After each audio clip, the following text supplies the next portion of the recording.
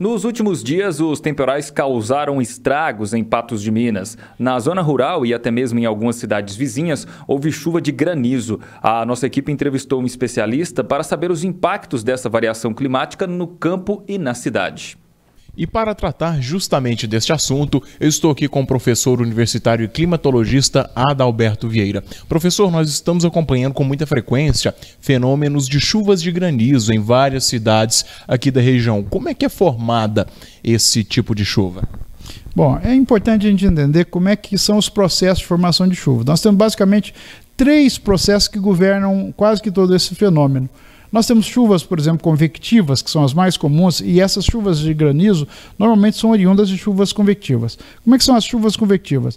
Nós temos um aquecimento da atmosfera, que normalmente acontece durante todo o dia, e nós temos na parte da tarde, ao final da tarde, a atmosfera acende devido ao seu aquecimento. Quando ela acende, ela leva para cima toda essa umidade que tinha aqui e ela vai condensar ou formar partículas de gelo. Se for isso muito rápido, pode formar partículas maiores e a precipitação pode acontecer em forma de granizo.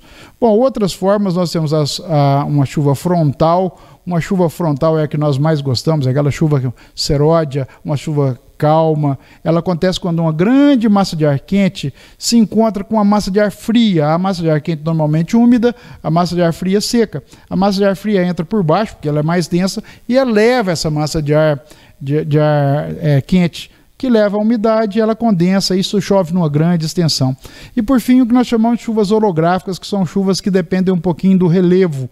É o que nós temos aqui, chove muito ali na serra e aqui um pouco menos, isso são chuvas orográficas. Agora, com relação a essa questão dos granizos, é muito comum no início e no final do período chuvoso, onde a atmosfera aquece muito rapidamente, acende com em grande coluna de nuvem, formando partículas grandes de gelo, o que não derrete durante a sua queda e ela vai formar granizo que pode ser danoso, como nós estamos vendo aí. Professor, outra questão que é muito comentada e também ao mesmo tempo preocupante é a questão das lavouras. Haja vista que essas chuvas prejudicam a produção agrícola. Qual é o prejuízo principal que essas chuvas dão às lavouras no geral? Bom, como a gente já pode observar, toda chuva de granizo ela é prejudicial. A gente tem que entender que em lugares de fruticultura, principalmente, existem uma série de acessórios que a gente pode utilizar para minimizar um pouquinho esse dano, mas ele sempre vai acontecer. Numa lavoura perene, como é de café, a gente vai ter isso. Agora, quem está preparando a terra, ou quando ela está muito pequena, pode ser que ainda não seja tão danoso.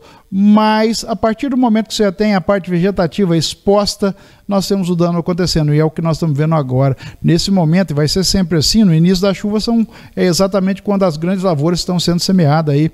E boa parte delas já germinaram. E, em função disso, pode causar um dano que, às vezes, em algumas situações, até um replantio seria interessante. Para a gente finalizar, quais serão as características do período chuvoso para esse restante do ano de 2022? Bom, é importante a gente entender que esse ano nós estamos entrando para um período de normalidade. O ano passado nós tivemos um excesso de chuva no mês de novembro, dezembro e janeiro, mas foi muito excesso. Então, depois nós não tivemos mais. Mas esse ano nós esperamos que no mês de novembro nós tenhamos algo em torno de 150 a 200, dezembro um pouco mais de 200 e janeiro também. Então essa nossa expectativa é que se mantenha dezembro e janeiro dentro da normalidade já. Professor, muito obrigado pela sua explanação, ótima semana para você e nós voltamos aos estúdios do Jornal da Manhã Patos. Edilson, Flávio.